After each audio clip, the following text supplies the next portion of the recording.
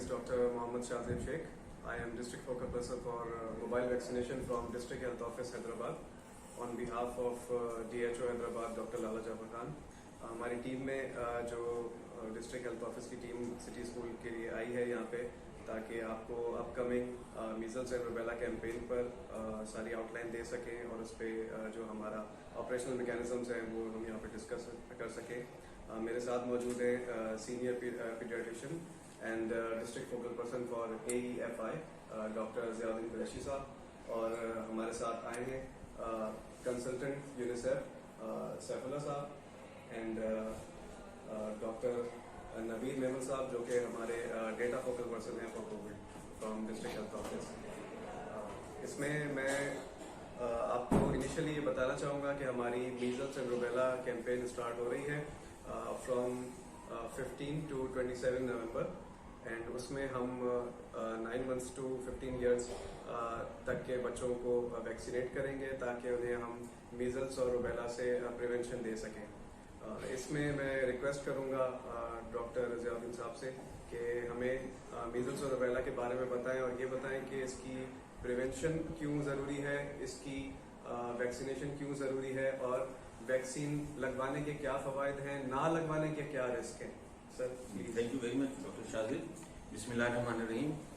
जैसा कि आप सब लोगों को मालूम है कि इस माह की 15 तारीख से 27 तारीख तक जो है measles rubella vaccination campaign start की जा रही है, जिसमें 9 माह से लेके 15 साल तक के बच्चों को मीजल्स रूबेला की वैक्सीन और साथ में 9 माह की उम्र से लेके 5 साल तक के बच्चों को पोलियो के कतरे पिलाए जाएंगे। तो हम आज इस स्कूल में इसलिए आए कि यहाँ पर माशाल्लाह बहुत ज़्यादा स्टूडेंट्स की तादाद है, और जैसा कि डॉक्टर साहब ने बताया कि मोबाइल टीम से इनका ताल्लुक है, तो हम जो हर जगह पर कोशिश ये की जा रही है कि उनको सहूलत के साथ जो है इस वैक्सीन की जो है खुराकें दी जाए। मीजल्स रूबेला वैक्सीन के जो बैकग्राउंड है कि ये कैंपेन क्यों लॉन्च की गई, उसकी वजह यह है कि पूरी दुनिया में इस वक्त 1,20,000 से ज्यादा बच्चों की अमवात हो चुकी है इस बीमारी से। अमरीका जैसे तरक्याफ्ता मुल्क के अंदर भी ये बीमारी दोबारा से वबाई अमराज के लिस्ट के अंदर शामिल कर दी गई है। हमारे मुल्क पाकिस्तान के अंदर 5,000 से ज्यादा केस इस वक्त पॉजिटिव आ चुके हैं और तकरीबन 2,500 के करीब बच्चे मौत का शिकार हो चुके हैं। ये वो डेटा है, रेफ डेटा, जो हमारे पास हॉस्पिटल से और क्लिनिक से जो मिलता है। इसके अलावा बहुत सारे लोग ऐसे हैं जो हॉस्पिटल तक ना पहुंच सके और इस बीमारी में अपने बच्चे ज़ाया कर चुके हैं, वो एक अलग क्वेश्चन मार्क है। वैक्सीन ड्राइव इसीलिए की जाती है जब कोई भी चीज वबाई सूरत अख्तियार कर जाती है, तो उसके लिए वैक्सीन सबसे बड़ा हथियार है हमारे पास, जिससे हम इस बीमारी को रोक सकते हैं। आप लोगों के मुशाहिदे में है कि पोलियो के हवाले से हम बात करेंगे कि पोलियो जो है, अगर आप माजी में उठा के देखें तो पोलियो के केसेस बहुत ज्यादा रिपोर्ट होते थे, एंड थैंक्स टू अल्लाह कि इस वक्त हमारे पास पाकिस्तान में सिर्फ एक केस जो है अभी तक पॉजिटिव है, और इंशाल्लाह हम जो है पोलियो की रेडिकेशन की तरफ जा रहे हैं। तो ये वैक्सीन जो है उसने काम किया, पेरेंट्स ने काम किया, डॉक्टर्स ने काम किया, और जो वैक्सीन पीने वाले बच्चे उन्होंने भी हमारे साथ ताउन किया, तो आज हम इस गोल को अचीव कर रहे हैं। इससे पहले भी दुनिया से कई बीमारियां जो हैं वैक्सीन के जरिए ही उनका खात्मा हो चुका है। कोविड को आप ले लीजिए, ग्लोबल इशू है। कोविड के ऊपर जब वैक्सीन की ड्राइव हुई उसके बाद आप देखें शरह में अमवात में काफी हद तक जो है कमी आई है। तो खसरे की तरफ हम आते हैं, तो मीजल्स जो है वैक्सीन, खसरे की वैक्सीन हमारे बच्चों को EPI शेड्यूल जो है, जो हमारा टीकों का जो है रूटीन इम्यूनाइजेशन, उसमें ऑलरेडी बच्चों को लगती है। 9वें महीने और 15 महीने में जो है एक खुराक दे दी जाती है। इसके अलावा ऑप्शनल वैक्सीन वो ऐसी वैक्सीन जो कि प्रोग्राम में शामिल नहीं होती हैं, लेकिन वो हमारे मुल्क में अवेलेबल होती हैं। तो जो अफोर्डिंग क्लास है या जो ऑप्शनल वैक्सीन अवेल कर सकते हैं, वो लोग उस वैक्सीन को जो है लगवाते हैं अपने बच्चों को, जिसमें MMR का एक टीका पहले मार्केट में दस्तियाब होता था। किसी वजह से MMR का टीका अब दस्तियाब नहीं है। लाजिम बात है, मैन्युफैक्चरिंग इश्यूज हैं, और फिर कोविड के आने के बाद तकरीबन मैन्युफैक्चरिंग कंपनीज जो है उनका ज्यादातर जो है दारोमदार कोविड वैक्सीन की तरफ, क्योंकि लार्ज पॉपुलेशन को थोड़े अरसे के अंदर जो है हमें वैक्सीनेट करना था। अब ये MR जो टीका है, ये बेसिकली एक पुरानी वैक्सीन है जिसको हम नए नाम के साथ जो है इंट्रोड्यूस कर रहे हैं, और ये हमारे लिए बड़ी खुशाइन बात है कि इंशाल्लाह 2022 में इस 12 दिन की कैंपेन के बाद इंशाल्लाह 2022 में ये टीकों का जो शेड्यूल है उसमें हमारे बच्चों को ये मुफ्त फराहम की जाएगी। जो एक्सपेंडेड प्रोग्राम ऑफ इम्यूनाइजेशन है उसमें नई वैक्सीन का इजाफा होने जा रहा है, उनमें से एक वैक्सीन MR भी होगी। मीजल्स और रूबेला की कॉम्बिनेशन इसलिए दी गई है कि इनकी जो अलामत हैं बीमारी की वो तकरीबन एक जैसी मिलती जुलती हैं। तो मीजल्स का रिपोर्टिंग मैकेनिज्म ऑलरेडी पहले से मौजूद था, रोबेला की तरफ उस हवाले से इतना काम नहीं हो सका था। तो जब ये खून के नमूने हम लोग लेबोरेटरी में भिजवाते हैं तो वहां पर देखा गया कि रोबेला के केसेस भी जो है बच्चों के अंदर निकल के आए हैं, जिसको हमने खसरा सस्पेक्ट करके भेजा था। तो जब रोबेला की शरह नजर आ रही थी, जिसकी वजह से एक अलार्म होता है, एक अलर्ट होता है, वो हमें मिला कि भाई इसके ऊपर भी काम किया जाए। अमूमी तौर पर देखा गया है कि जो फीमेल पॉपुलेशन है उसके अंदर ये आगे आइंदा जिंदगी में जाकर भी इसमें मसाइल होते हैं। लड़के हैं उनको भी रोबेला का इन्फेक्शन होता है, वो रैशेज होते हैं, कफ से सिम्टम्स होते हैं, चेस्ट कंजेशन होती है, उसके बाद वो ठीक तो हो जाते हैं, लेकिन वायरस अपनी जगह बना लेता है, वो जिस्म के अंदर बैठा रहता है। इसी तरह बच्चियों के साथ भी मामला होते हैं। बच्चियों में अमूमी तौर पर जो रिप्रोडक्टिव ऑर्गन्स हैं वहां पर उसका हमला ज्यादा हो। ये मैं आज पेरेंट्स से भी मुखातिब हूँ, ये मैं आज टीचर से भी मुखातिब हूँ, और ये मैं आज उन बच्चों के हवाले से भी मुखातिब हूँ जिनकी जिम्मेदारी आप लोगों पर है। और इंशाल्लाह हम कोशिश करके इस वबा को जो है किसी हद तक कंट्रोल करने में कामयाब हो जाएंगे। डॉक्टर साहब, एक सवाल आपसे करना चाहूँगी, जो अमूमन पेरेंट्स हमसे करते हैं कि इसका कोई, इस वैक्सीन का कोई रेपरकशन, उसमें कोई भी ऐसी अलामत, कोई रिएक्शन उसका हो सकता है क्या? देखिए, बराह रास्त मेरा तो ताल्लुक जो है AE5 फोकल पर्सन में, इसीलिए यहाँ पर आपके खिदमत में हाजिर हुआ हूँ कि AEFI जो है ये शॉर्ट फॉर्म है एडवर्स इवेंट्स फॉलोइंग इम्यूनाइजेशन। अब एडवर्स इवेंट फॉलोइंग इम्यूनाइजेशन का मतलब ये कि इवेंट कुछ भी हो सकता है, वो छोटा भी हो सकता है और बड़ा भी हो सकता है। इवेंट जब वो ऑर्गेनाइज करते हैं हम तो कोई छोटे मोटे पिटफॉल्स होते हैं उसमें। अब जरूरी नहीं है कि वो जो इवेंट हुआ है वो वैक्सीन की वजह से हुआ हो। डॉक्टर साहब, दूसरा सवाल ये कि अगर जिन बच्चों को ऑलरेडी बचपन में ये सारी वैक्सीन जिनको लग चुकी हैं, काफ़ी पेरेंट्स का भी कंसर्न आ रहा है क्योंकि हमने जब अपने सर्कुलर्स भेजे हैं कि हमारे बच्चों को ये वैक्सीन ऑलरेडी लग चुकी है, उस हवाले से आप क्या कह सकते हैं? देखिए, अभी मैंने अपनी बात के आगाज में आपसे कहा कि जो खसरे की ये वबाई सूरत अख्तियार कर गई, बीमारी ऑलरेडी मौजूद है, ठीक है। वैक्सीन जो है वो 100% कवरेज नहीं देती बॉडी को। अगर आपको डोज लग भी चुके हैं तो ये एक सप्लीमेंट डोज होता है। सप्लीमेंट डोज का मतलब है कि आप उसकी मुदाफ़ती निज़ाम को बूस्ट कर रहे हैं ताकि वो इस बीमारी से लड़ने के काबिल हो जाए। कुछ और वैक्सीन जिनका मैं हवाला दे सकता हूँ कि अमूमी तौर पर आजकल हमारे यहाँ भी फ्लू वैक्सीन लोग लगवाते हैं। वो हर साल, 1 साल में, 2 साल में क्यों लगवाई जाती है कि उसका एक टाइटर होता है, एक लेवल होता है बॉडी के अंदर जिससे वो बच्चे या बड़ा जो है वो लड़ रहा होता है उससे। तो उसके मुदाफ़ती निज़ाम को बूस्ट करने के लिए जो है इस तरह के जो है सप्लीमेंट इम्यूनाइजेशन होती हैं। पोलियो की मिसाल मैंने इसीलिए दी कि हमने रिपीटेडली जब पोलियो वैक्सीन दी तो पोलियो वायरस इतना इनएक्टिवेट हो गया कि उसने अब कोई और मुल्क तलाश कर रहा होगा, कोई और जगह तलाश कर रहा होगा जहाँ पर जाकर वो बीमारी पर हमला करे। एक वजह ये होती है वैक्सीन की, सप्लीमेंट इम्यूनाइजेशन की, क्योंकि वो एक वैक्सीन ड्राइव इसलिए की जाती है कि ये कंटीजियस डिजीज है, लगने वाली बीमारी है। हमारे पास जो सवाल आते हैं, आपके पास जो सवाल आए, हमारे पास सवाल आते हैं कि किसी मरीज को ब्लड प्रेशर हो गया, आप उसके लिए क्यों नहीं काम कर रहे, तो हम बताते हैं कि भाई ये बीमारी जो है ये वैक्सीन प्रिवेंटेबल नहीं है। ये जो बीमारी है, खसरा है, पोलियो है, खुरनाक है, काली खांसी है, ट्यूबरकुलोसिस है, ये प्रिवेंटेबल डिजीजेज हैं। तो इसके ऊपर इसीलिए काम किया जा रहा है कि सप्लीमेंट इम्यूनाइजेशन दी जाती है ताकि हम ज्यादा से ज्यादा बच्चों को अमवात तक जाने से महफूज रखें। बीमारी होगी लेकिन बीमारी का बर्डन कम हो जाएगा। वैक्सीन वर्स जो लफ्ज इस्तेमाल किया था वो यही होता है कि आपका बच्चा बेशक बीमार होगा, उसको ये बीमारी अगर थोड़ी बहुत होगी भी तो वो मामूली नोयत की होगी जो चंद दिन रहने के बाद उसका बीमारी का खत्म हो जाएगा। सर, इसकी काफ़ी जो कॉम्प्लिकेशंस हैं वो आपने डिस्कस किए। इसमें रुबेला के जो बहुत इंपॉर्टेंट आपने बताया कि इनफर्टिलिटी फीमेल्स के अंदर ये बहुत बड़ा इसका एक फैक्टर होती है जो कि प्रेगनेंसी में टॉर्च इन्फेक्शन हमारे होते हैं। ऊपर से अगर उनको प्रेगनेंसी हो भी जाती है तो उसके बाद भी रिस्क होता है कंजेनिटल रुबेला सिंड्रोम का, जो कि जो पैदाइश होती है बच्चे की उसमें उनकी मेंटल रिटार्डेशन और ये उसमें बर्थ डिफेक्ट्स के साथ होती है।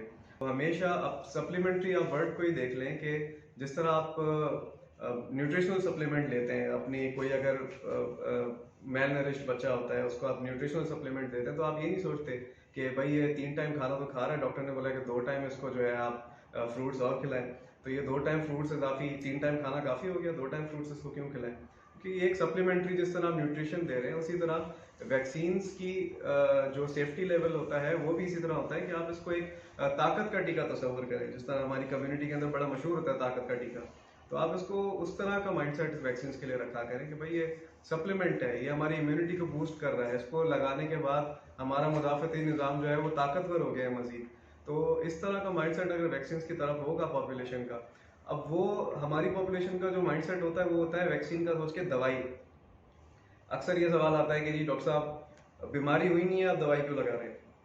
तो ये माइंडसेट को थोड़ा चेंज करना पड़ेगा कि वैक्सीन को आप एज अ सप्लीमेंट देखें, इम्यूनाइजेशन को आप एज अ बूस्टर देखें कि जो आपकी इम्यूनिटी के लिए उसके लिए आपको सपोर्ट कर रहा है। आप इसको एज अ मेडिसिन अगर सोचेंगे तो आपके जाहिर है कि वो उसके साथ डिजीज एसोसिएटेड होती है कि जी बीमार होगा तो बंदा मेडिसिन लगाएगा। इसमें मैं कुछ थोड़ा सा ऐड करूंगा डॉक्टर साहब की बात को आगे बढ़ाते हुए कि ये वैक्सीन की जरूरत क्यों होती है कि जिस इलाके में इस वक्त हम बैठे हैं ये कासमाबाद का इलाका है। 2019 में टाइफाइड की कैंपेन हुई, टीसीवी कैंपेन जो वैक्सीन की हुई, इसी इलाके से एक ऐसा जरासीम दरियाफ्त हुआ जो कि हमारे हैदराबाद जो है पूरे ग्लोब के ऊपर अलर्ट आ गया कि यहाँ पर कोई एक नया जरासीम पैदा हो गया, इसको जाके देखा जाए। और हमारे मुल्क के अंदर सिर्फ सिंध के अंदर वो कैंपेन इसीलिए लॉन्च की गई कि यहाँ पर जो एपिडेमिक था उसका, तो वो उसके बाद हमने देखा कि टाइफाइड के अंदर जो शरह-ए-अमवात थी और बीमारी होने के जो लेवल्स थे वो काफ़ी हद तक कम हुए। एमआर की खसूसी तौर पे मैं बात इस तरह से करूँगा कि जब भी नई वैक्सीन आप लॉन्च करते हैं तो उसमें हमने ये देखा जाता है कि हम किस पॉपुलेशन के लिए लेके आ रहे हैं। 12 दिन के बाद ये वैक्सीन सिर्फ 2 साल तक के बच्चों के लिए दस्तयाब होगी, ईपीआई शेड्यूल के अंदर फ्री ऑफ कॉस्ट होगी, लेकिन ईपीआई शेड्यूल में होगी तो वो सिर्फ 2 साल तक के बच्चों की तक महदूद हो जाएगी। हम ये चाह रहे हैं कि लार्जर स्केल के ऊपर थोड़े वर्ष के अंदर बहुत बड़ी पॉपुलेशन को हम कवर कर लें। तो 15 साल तक वाले को ये इंसेंटिव मिल जाएगा कि ये वैक्सीन फ्री ऑफ कॉस्ट उसको एक बेहतर माहौल के अंदर हम प्रोवाइड कर देंगे। सर उसके बाद ये वैक्सीन अवेलेबल नहीं होगी। उसके बाद ये वैक्सीन जो है गवर्नमेंट सेक्टर के अंदर अवेलेबल नहीं होगी। लाजमी बात है, प्राइवेट सेक्टर के अंदर लोग, हर आदमी अप्रोच नहीं कर सकता कि प्राइवेट सेक्टर में जाएगा और उसको इतनी अवेयरनेस होगी कि मैं एमआर वैक्सीन लगवाऊं या नहीं लगवाऊं, तो ये ऑप्शनल वैक्सीन के उसे खाते में जाएगी। लेकिन अभी जो है ये वैक्सीन नई आई है, टाइफाइड के साथ भी हमने यही किया। टाइफाइड की एक कैंपेन हमने लॉन्च की, एडोलेसेंट एज तक हमने उनको लगाने के बाद उसके बाद हमने प्रोग्राम के अंदर शामिल कर दिया। अब वो 2 साल तक के बच्चे उसको रिसीव करते हैं। 2022 में खसरे का अलग से टीका नहीं लगेगा, अब कॉम्बिनेशन टीका लगेगा, मीजल्स और रुबेला, वो 9वें महीने और 12वें महीने में इंशाल्लाह शेड्यूल में शामिल हो जाएगा। मतलब अभी लोगों के पास अपॉर्चुनिटी है, 9 महीने से 15 साल तक की पॉपुलेशन के पास ये अपॉर्चुनिटी है कि इस कैंपेन के दौरान वैक्सीनेट हो जाए, क्योंकि कैंपेन के बाद जो है ये वैक्सीन मीजल्स रुबेला की गवर्नमेंट सेटअप में फ्री ऑफ कॉस्ट सिर्फ और सिर्फ ईपीआई स्केड्यूल के अंदर ही मौजूद होगी। तो ये अपॉर्चुनिटी है कि अभी फ्री ऑफ कॉस्ट इसको और सब लार्जर एज ग्रुप और लार्जर पॉपुलेशन ग्रुप ये अवेल कर ले अपॉर्चुनिटी, जिस तरह सर ने बताया। एक सवाल सर मैं आपसे, जैसे मैंने पहले पता किया था, चूँकि हम जिस सेटअप में हैं पेरेंट्स के कंसर्न्स होते हैं काफ़ी ज़्यादा, तो ये भी आप साथ बता दीजिए कि आया गवर्नमेंट की तरफ से कोई ऑप्शन दिया गया है कि आया पेरेंट यस और नो कह सकता है या मैंडेटरी है हर बच्चे के लिए लगाना? सर इसमें जी सर इसके अंदर एक टर्म यूज़ होती है जिसको हम कहते हैं ऑब्लिगेटरी इम्यूनाइजेशन। ये एक हमारा ऑब्लिगेशन है, फ़र्ज़ है कि हमें ये वैक्सीनेशन करवानी है।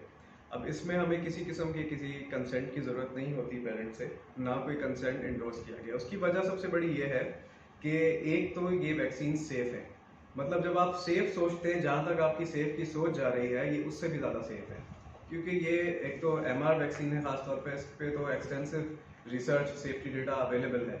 तो इसमें फिर गवर्नमेंट जब ये कोई स्टेप लेती है, अगर गवर्नमेंट कह रही है कि ऑब्लिगेटरी वैक्सीनेशन है, तो उन्होंने सारी लायबिलिटीज़ को सोच के ये बात की होगी।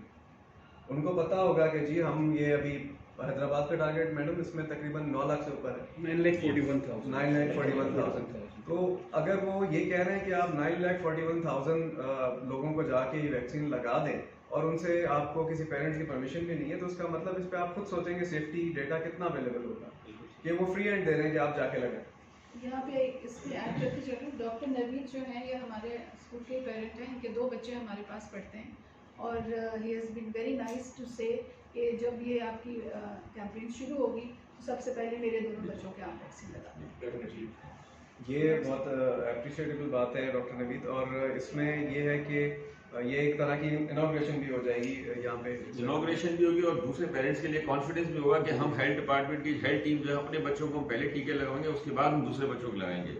इंसान वैसे इंसान अपने आप को नुकसान नहीं दे सकता, किसी दूसरे को दे सकता है। तो अगर इसके अंदर कोई नुकसान का पहलू होगा तो हेल्थ डिपार्टमेंट की टीम जो है इसमें पार्टिसिपेट नहीं करेगी। हम सब लोग एक ही जो है पेज पर हैं और हमारी कोशिश ये है कि हर बच्चा ये वैक्सीन ले, कोई भी बच्चा इसमें महरूम रहे। सर आपकी बात को मैं थोड़ा सा आगे बढ़ाते सवाल में जवाब दूंगा कि एक वैक्सीन का डोज होता है, ठीक है ना। हमें जो प्रिपरेशन है हमारी ज़्यादा, वो ये है कि जो छोटे बच्चे हैं हमारे पास, उनको भी उतनी ही मिकदार में वो दवाई दी जाएगी जितनी मिकदार में हम जो है बड़े बच्चों को दे रहे हैं जो 14-15 साल के भी हैं। अब आप मिसाल के तौर पर 0.5 ml है, अब 0.5 ml हम 8 किलो के बच्चे को मिलाएंगे और 0.5 ml हम 48 किलो के बच्चों को मिलाएंगे। तो वो जो पेरेंट्स का जो कंसर्न है, वो लाजमी बात है, एक नीडल है वो प्रिक करेगी, वो नीडल का जो खौफ है, तो वो जो खौफ है वो हमारी आज की डिस्कशन के बाद इंशाल्लाह जो है उनके निकल जाना चाहिए खौफ। क्योंकि देखें मुख्तलिफ ऑप्शंस के अंदर वैक्सीन लगवाई जाती है। जब आप ट्रैवलिंग कर रहे होते हैं तो आप वैक्सीन लगवाते हैं, जब आप एजुकेशन के लिए कहीं जा रहे होते हैं तो वैक्सीन लगवाते हैं। हमारे पास अभी तक पेरेंट्स आते हैं जिनके अब्रॉड बच्चे जा रहे होते हैं तो वैक्सीनेशन कार्ड बनवाने आते हैं कि डॉक्टर साहब हमारा कार्ड गुम हो गया, हमें कार्ड बनवाना है। तो वैक्सीन जो है, बात क्या है कि जब तक हम बात करेंगे नहीं तो बात समझ में नहीं आएगी। हम आज आप लोगों के पास आए इसलिए कि हम आज बात करेंगे तो बात समझ में आएगी। वैक्सीन रोजाना बुनियाद पे लग रही है, वैक्सीन के छोटे मोटे मामूली एडवर्स इवेंट रोजाना होते हैं। हम 12 महीने एडवर्स इवेंट देखते हैं कि स्वेलिंग हो गई है, हल्का सा फीवर हो गया है, थोड़ा सा पेन हो गया है, ये हर नीडल के साथ होता है, हर बच्चे के साथ हो जाता है। हम वही वाली बात जो मैंने शुरू में कही कि हम उस एज ग्रुप को शुरू में वैक्सीन लगा रहे होते हैं जिनको बच्चों को इतना पता नहीं होता है, तो वो बेचारे 1-2 दिन बस थोड़ा सा रोते हैं, थोड़ा दर्द तकलीफ महसूस करते हैं, पैराडोल देते हैं, ठीक करते हैं। अब जिस पॉपुलेशन को वैक्सीन लगाने आ रहे हैं वो ज्यादा कॉन्शियस है, उनको पता है कि भाई सुई लगेगी, उससे मेरे को ये हो जाएगा, घबराहट हो जाएगी, बेचैनी हो जाएगी। तो वो सारी चीजें जो है हमारी काउंसलिंग, आज की काउंसलिंग के बाद, और हम कोशिश ये करेंगे कि किसी बेहतर माहौल में बच्चे को वैक्सीन लगाई जाए। बच्चे बड़े हो गए हैं, बच्चे हमारे से ज्यादा समझदार हो गए हैं, हर चीज आजकल वो गूगल के ऊपर देख लेते हैं। डॉक्टर साहब की बात को मैं सेकंड करूंगा, इसके पास हमारे पास तकरीबन 25 से 30 साल का डेटा मौजूद है इस वैक्सीन के हवाले से। मीजल्स वैक्सीन अरसे से लग रही है, आज से थोड़ी लग रही है, और ये वही वैक्सीन है जिसको हम कम्बिनेशन के अंदर लेके आ रहे हैं। अच्छा सर, एक बात इसमें मैं ज़रूर करना चाहूँगा कि जब हम वो पेरेंट्स जो बच्चे को वैक्सीन करवा रहे हैं, वो बहुत एक कौमी फरीज़ा अदा कर रहे हैं, दिस इज़ नेशनल पास। लेकिन अगर कोई पेरेंट अपने बच्चे को वैक्सीन नहीं करवा रहा, कोई भी उसके कंसर्न है, तो दिस इज़ लाइक दैट कि वो पूरी कम्युनिटी के लिए वो बच्चा जो है वो डेंजर, क्योंकि वो बच्चा खुदा न खास्ता अगर उसको प्रॉब्लम हुई तो वो by sneezing, by coughing, by touching someone, ये बीमारी कंटेजियस है, बहुत शिद्दत के साथ फैल सकती है। अब हमें नहीं पता जिसको वो लगेगी बीमारी उसकी इम्यूनिटी कितनी है, यानी ऑलरेडी हम सब कुछ करके भी हम दोबारा उस लेवल पर जा सकते हैं। जी। ठीक सर, दूसरी बात जो सर ने कही कि बच्चे हैं, बच्चे ओवर कॉन्शियस हैं, तो उसमें वैक्सीन का वो ज़रा फियर ज़्यादा लेते हैं। उन बातों को कम करने के लिए हमने एक ख़ास बातें जो हम हर स्कूल में कर रहे हैं कि एक तो हम सेशंस अपना जो करेंगे वो ओपन ग्राउंड में नहीं करते, मस्ट भी जितनी भी हमारे पास टीम्स आएंगी तो उन टीम्स के लिए सेपरेट रूम्स होंगे। वैक्सीन लगने के बाद बच्चा दूसरे कमरे में कुछ देर के लिए बैठेगा, जो प्रॉपर टाइम दिया गया रिकमेंडेड टाइम वो है 20 मिनट्स। वैक्सीन के बाद 20 मिनट बच्चा ज़रूर बैठे, ताकि खुदा न खास्ता कोई अगर इफेक्ट होना है तो उन 20 मिनट्स में हो जाता है, हमारा डॉक्टर साथ होता है तो उसको इन्वॉल्व करते हैं। दूसरी बात यह है कि कमरा अगर 2 दरवाज़ों वाला होगा तो एक रूम से बच्चा अंदर आएगा, दूसरे से वो बच्चा निकल जाएगा, तो तीसरा बच्चा जो आ रहा है वो उसको देख नहीं सकेगा कि what is happening to him. और थर्ड ये है कि जब बच्चे आए सुबह में तो ज़रा लूज स्लीव वाली शर्ट्स पहन के आए, इसलिए कि बेबीज़ जो हैं तो उनको हम इस तरह से यहाँ से नहीं करवा सकते। लूज स्लीव होगी तो आराम से कर लेंगे, कुछ खा पी के आए, ज़रूर ब्रेकफास्ट कुछ करके आए। खाली पेट अगर बच्चा होता है तो चांसेस ज़रा उसके फियर लेने के ज़्यादा।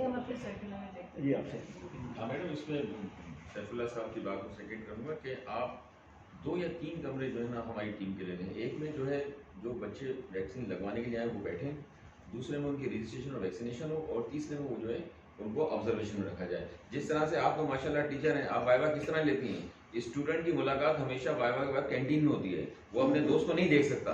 ये मैं मिसाल आम जबान में दे रहा हूँ। मेरा नाम ज़ियाउद्दीन है, तो मेरे दोस्त जो है ना हमेशा कैंटीन में जो है ना मेरा इंतजार करते थे कि ज़िया का वाइवा खत्म होगा तो कैंटीन में मिलेगा। तो एक कमरे में आप कैंडिडेट को बिठाएं, दूसरे में उसका रिकॉर्ड करके वैक्सीन करेंगे उसको, और या उसी में या उसके बराबर वाले कमरे में आप जो है उसको ऑब्जर्वेशन में रखें। और ये हमारे लिए बहुत ज़्यादा हेल्पफुल होगा।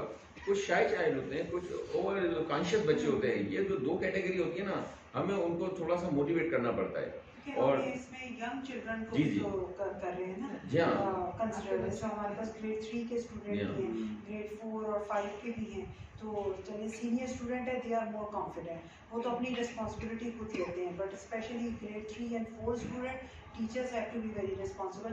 पेरेंट्स के लिए थोड़ा मैसेज दे दें कि if the child will be vaccinated in school, what type of precaution they should take at home. फ़ौरन से उसे जैसे क्या नहलाना है या थोड़ा वेट करना है, उसके टेम्परेचर का कुछ ख्याल रखें या कैसे? इसमें दो बातें हैं। देखिए वैक्सीन में एक तो वो जैसे शुरू में भी बात हुई कि थोड़ा बहुत मामूली दर्द होता है। अब दर्द जो है वो इग्नोरेबल भी है कि अगर थोड़ा बहुत दर्द है उसको आप इग्नोर कर सकते हैं। बच्चा अगर उस दर्द को बर्दाश्त कर सकता है तो उसमें बजाय कोई ऐसी बात है ही नहीं। वरना आप जो है पैरासिटामोल की टैबलेट या सिरप आप उसको दे सकते हैं। दूसरी चीज़ ये कि हम बच्चे को घर से ही बता के भेजें या उसको यहाँ पर भी हम समझाएं कि भाई आप इंजेक्शन या वैक्सीन लगवाते वक्त जो है अपने हाथ को थोड़ा सा लूज छोड़ दें, कंफर्टेबल हो जाए तो वो वैक्सीन बहुत प्रॉपर आराम से उसको लग जाएगी।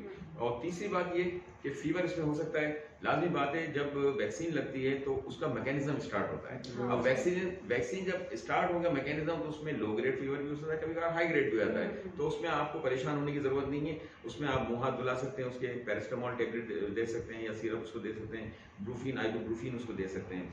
हाँ, अगर आप ये देखते हैं कि मीजल्स की वैक्सीन या एमआर की वैक्सीन लगने के बाद उसको रैशेस डेवलप हो गए हैं, कंजेशन हो रही है आइज में या सर में दर्द बहुत ज़्यादा शुरू हो गया है, वॉमिटिंग शुरू हो गई है, तो नियर बाय हेल्थ फैसिलिटी पे वो रिपोर्ट करें। ठीक है, तकरीबन आसपास आपके जितने भी बड़े बड़े हॉस्पिटल्स हैं वहाँ पर AFI के हवाले से जो है सारी ट्रेनिंग मुकम्मल हो चुकी है। कासिमाबाद हॉस्पिटल के अंदर भी मुकम्मल हो चुकी है, बेटा के हॉस्पिटल लतीफ़ाबाद है और इसके अलावा शहर के अंदर सिविल हॉस्पिटल हैदराबाद है। अमूमी तौर पर ऐसा इंशाल्लाह ऐसा कुछ होगा नहीं, लेकिन पेरेंट्स की मालूमात के लिए है कि अगर कोई ऐसी चीज़ देख रहे हैं वो कि भाई शाम को डेवलप हो गई है या रात को डेवलप हो गई है, वो लाजिम बात है अपने किसी न किसी कंसर्न डॉक्टर से भी रब्ते होंगे। हमने जनरल प्रैक्टिशनर्स के ऊपर भी जो है सेशंस कर चुके हैं, प्राइवेट प्रैक्टिशनर्स पे सेशंस कर चुके हैं, पीडियाट्रिशियन जितने भी हैं। मैं खुद मेंबर हूँ पाकिस्तान पीडियाट्रिक एसोसिएशन सिंध का, जिसमें पाकिस्तान पीडियाट्रिक एसोसिएशन जो पार्टनर एजेंसी है इसके अंदर, जिसने तकरीबन तमाम डॉक्टर्स को ट्रेन किया है AEFI के हवाले से कि how will combat the AEFI, कि अगर कोई चीज़ ऐसी एडवर्स इवेंट हो भी जाता है तो उसको हमने किस तरह से। देखिए हर चीज़ का इलाज दवाई नहीं है, काउंसलिंग जो है ना वो बहुत बड़ा इलाज है। मैं कोविड वैक्सीन लगवाने गया, मुझे भी थोड़ा सा फियर था, पता नहीं कितने अरसे के बाद मैं वैक्सीन लगवाने गया हूँ। ठीक है, थोड़ा बहुत दर्द होता है, बच्चों को आप समझा दें। हाँ, अगर उसको वाकई सिम्टम्स डेवलप हो रहे हैं यू कैन रिपोर्ट। दूसरे दिन वो आएगा, लाजिम बात है अगर वो स्कूल आता है हमारी टीम यहाँ मौजूद होगी, डॉक्टर वहाँ मौजूद होगा, अगर कोई ऐसी चीज़ होगी उसको हम देख लेंगे। एक्सपर्ट ओपिनियन की ज़रूरत है। हमारे पास तालका फोकल पर्सन हमने नॉमिनेट किए जो कि सारे के सारे पीडियाट्रिशियंस हैं। फर्स्ट लेवल सुपरवाइजर्स को ट्रेनिंग दी गई है, सेकंड लेवल सुपरवाइजर को ट्रेनिंग दे दी है। Each and every person is being trained. कोशिश ये की गई है कि किसी किस्म का जो है पैनिक क्रिएट ना हो। TCV कैंपेन में थोड़ा बहुत इशू इसी तरह का था, लेकिन ये कि लाजमी बात है अब पेरेंट्स को अवेयर हो गए। टाइफाइड जब बच्चों में हुआ, जो कि सैफुल्लाह साहब ने बात की कि कोई रह गया रिफ्यूजल, जब उसको टाइफाइड होता है आप देखें टाइफाइड ने क्या क्या कुछ नहीं किया, कितने ज़्यादा दिनों तक हॉस्पिटलाइजेशन बच्चे की होती है, पूरी फैमिली डिस्टर्ब होती है, इकोनॉमिकली बच्चे का सोशल लाइफ, उसकी एजुकेशन लाइफ, हर चीज़ डिस्टर्ब हो जाती है। तो ये सारी डिस्टर्बेंस को रोकने के लिए आज हम एक जगह गैदर हुए। बहुत शुक्रिया आपका, thank you so much for this awareness session. We are all with you and इंशाल्लाह we'll eradicate such things along with you. Madam इस पे कोविड वैक्सीनेशन के हवाले से भी अगर कुछ आपके सवाल हैं तो वो भी, क्योंकि हमें ये अपॉर्चुनिटी मिली है और सर भी हमारे साथ मौजूद हैं, तो ये भी एक हमारे लिए बहुत अच्छी अपॉर्चुनिटी है कि वो भी वैक्सीनेशन साथ साथ चल रही है कोविड की भी। और मैं सिर्फ इस पे बच्चों के हवाले से नहीं बल्कि ओवरऑल बच्चों के पेरेंट्स और उनके घर वाले, मतलब अडल्ट पॉपुलेशन जो हमारे पास है उसके लिए भी मैसेज देना चाहूँगा कि अभी हमने हैदराबाद में जो कोविड की सिचुएशन है, अल्हम्दुलिल्लाह अभी हमारा पॉजिटिविटी रेट कल या परसों का लेस देन 2% था। तो ये बहुत ही मेजर अचीवमेंट है हमारे लिए। और मोर्टेलिटी रेट जो है वो भी हमारा जो है बहुत कम आ गया है। आप सिविल हॉस्पिटल के ICU जो हमारे पास भरे हुए थे एक पॉइंट पे, आज वो खाली और आज उसे बंद हुए हैं कि तो ये बहुत ज़बरदस्त न्यूज़ है। लेकिन इसमें कुछ कंसर्न्स हैं क्योंकि हम एज पब्लिक हेल्थ में काम करने वाले हम आगे की भी सिचुएशन को असेस करते हैं कि हमें कौन कौन सी चीज़ें हैं जिसके लिए एहतियात करनी होगी, प्रिवेंशन करनी होगी, ताकि हम कोई आगे से दोबारा इस तरह की ग्रेव सिचुएशंस ना फेस करें। तो कोविड वैक्सीनेशन क्योंकि अब एज ग्रुप हमने 12 साल से 18 साल वाले एज ग्रुप को भी इसमें इंक्लूड कर दिया है, और एक्टिव कैंपेन्स हम लास्ट मंथ से जो है वो स्कूल्स में भी इसके लिए टीम्स आ रही हैं और बच्चों को वैक्सीनेट कर रही हैं। अभी फ़िलहाल क्योंकि मीज़ल्स रूबेला की तरफ भी हमारी अटेंशन जो है वो डाइवर्ट हुई है, लेकिन इसके साथ साथ हम हमारे जितने कोविड वैक्सीनेशन सेंटर्स हैं सब पे हमने कोविड वैक्सीन अवेलेबल की हुई है सारे एज ग्रुप्स के लिए। और हमारे अभी जो हैदराबाद का जो हमारी कवरेज है वो हमने हैदराबाद की तकरीबन 42% पॉपुलेशन को फर्स्ट डोज कोविड का इनॉकुलेट कर दिया है। अब इसमें ये एक बहुत इंपॉर्टेंट चीज़ है जो मैं बताना चाहूँगा कि इसमें जो टाइम फ्रेम होता है वो हमारे लिए बहुत इंपॉर्टेंट है। हम सब एक ही चीज़ चाहते हैं, पूरी दुनिया इस वक्त जो है वो कोविड से परेशान है। इसमें हमारी इकॉनमी, हमारी लाइफस्टाइल, हर चीज़, इवन कि हमारा कल्चर तक तब्दील कर दिया। ये हमारा एक नया क्लोथिंग आर्टिकल जो है वो ऐड हो गया है, जो कि हमें हर जगह अब इस पे इसके बगैर जो है वो गुजारा नहीं होता है। तो हम सब की, पूरी दुनिया का ये फोकस था कि हम जल्द अज जल्द इस बीमारी पे जो है वो काबू पा लें। वेट कर रहे थे कि कब आएगी वैक्सीन, कब कोविड की वैक्सीनेशन आएगी। जब वैक्सीन आ चुकी है तो अभी हमें जो है वो उस पर डिटरेंस मिल रही है। तो ये बहुत ही जो है अनफॉर्चुनेट बात है। मैं चाहता हूँ कि इस फोरम से ही जिस तरह हमारी बहुत प्रोडक्टिव यहाँ पे एक सेशन रहा है और बहुत अच्छी गुफ्तगू हमारी हुई है, तो इस फोरम से के थ्रू ही मैं ना सिर्फ बच्चे बल्कि जितने अडल्ट भी हैं हमारी टोटल पॉपुलेशन को ये मैसेज देना चाहता हूँ, हैदराबाद की स्पेशली, कि 42% जो है that is not enough to interrupt the circulation of virus. We could still have another wave. आपको more than 2/3 of the population को वैक्सीनेशन करनी पड़ेगी ताकि हम कुछ लेवल ऑफ इम्यूनिटी जो है वो अपना इंक्रीज कर सकें, हमें हर्ड इम्यूनिटी अचीव हो सके। तो जल्द अज जल्द इसमें टाइम बहुत इंपॉर्टेंट है, क्योंकि वायरस जो है वो बहुत ही ज़्यादा पावरफुल ऑर्गेनिज्म होता है। उसके पास एक पावर होती है, जो एक्समैन के फैन होंगे उनको पता होगा, जैसे एक्समैन में म्यूटेंट्स हमारे पास होते हैं। वायरस जो है ये म्यूटेशन के प्रोन होता है, इसमें म्यूटेशन हो सकती है। तो जिस तरह आपने देखा था कि एक्समैन का प्लॉट था, अब जो बच्चे इसमें देख रहे होंगे उनको थोड़ा सा इस बात पे होगी अट्रैक्शन के वो एक म्यूटेशन गेन करके और उनके पास सुपर पावर्स डेवलप हो जाती हैं, एक्स्ट्रा ऑर्डिनरी पावर्स। तो इसी तरह वायरस करता है, भले वो पोलियो वायरस हो, भले वो फ्लू वायरस हो हमारे पास भले वो कोविड हो। तो अगर वायरस म्यूटेट कर जाता है तो हम जो हमने प्रिवेंटिव मेजर्स लिए होते हैं उससे ज़्यादा पावरफुल हो जाता है।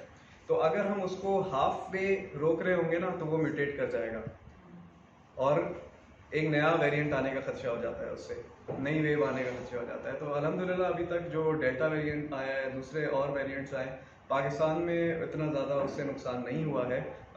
ये हमें अल्लाह का शुक्र अदा करना चाहिए इसके अंदर। और क्योंकि मैं इंडिया में, इवन श्रीलंका में मैं ट्रैवलिंग के लिए गया था एग्जाम पर्पसेस के लिए, तो वहाँ पे डेली की मोर देन 100 डेथ्स हो रही थी, वो भी यंग एज ग्रुप के अंदर ड्यू टू डेल्टा वेरिएंट। और ये मेरे सामने की बात है, हर टाइम एम्बुलेंस सायरन जो है वो सुन रहा होता था मैं अपने होटल रूम में। तो ये हमारे पास अल्लाह का शुक्र है कि ये सूरत हाल नहीं आई है। तो हमें जल्द अज जल्द वैक्सीनेशन पॉपुलेशन की कंट्रोल करनी है ताकि अल्लाह ना करे आगे हम इस तरह की कोई सिचुएशन फेस कर सकें। तो सबको मोटिवेट करें, जिसने वैक्सीनेशन कोविड की नहीं कराई है जल्द अज जल्द। आपके हैदराबाद में 31 हमारे पास कोविड वैक्सीनेशन सेंटर हैं, जिसमें से मास वैक्सीनेशन सेंटर हमारा जो न्याज़ स्टेडियम पे है वो 24 आवर्स वहाँ पे वैक्सीनेशन सर्विसेज अवेलेबल हैं। 12 से लेके 12 एंड अबव जितनी पॉपुलेशन है सब जल्द अज जल्द कोविड वैक्सीनेशन, ताकि हम ये जो अभी 42% पे हैं ये जल्दी से 100% तक पहुँच सकें और कुछ इत्मीनान का सांस हम लोग भी ले सकें, जिस तरह की हमने पूरे हेल्थ केयर वर्कर्स ने और नॉर्मली जो हमारी ताजिर कम्युनिटी है उसने और हर सेक्टर ने जो है इस पर नुकसान उठाया है और अभी तक जो है वो इस पर अफेक्ट हो रहे हैं। ताकि वो हमारा ये एक एपिसोड खत्म हो सके, हमें थोड़ा रिलीफ मिल सके सबको, सारी पॉपुलेशन को। तो thank you madam for this opportunity.